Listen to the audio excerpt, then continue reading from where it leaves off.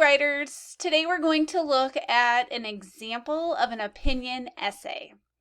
The title of this opinion essay is Television Shouldn't Be Overwatched. This is written by a fourth grader, and this fourth grader states, my strong opinion is that kids shouldn't watch too much television. Other people shouldn't too. I believe this is true because then you will have more time to study for a good education. Also, some shows on television are bad for kids to watch. Another reason this is true is that if you watch too much television, you will get bad eyesight. So in this opinion essay, our fourth grade student states their opinion. Their opinion is that students should not watch too much television.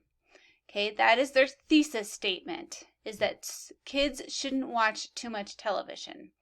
They have 3 reasons. The first reason is because they'll have more time to study for a good education. Their second reason is that some shows on television are bad for kids to watch. And the third reason is because too much television will hurt their eyesight. So the rest of their opinion essay, the first paragraph talks about their first reason, that they will have more time to study. So this first paragraph talks all about how important an education is. Their second opinion talks about how some of the shows are bad for kids to watch, and that is right here. It talks about some of the shows that are kind of scary for kids.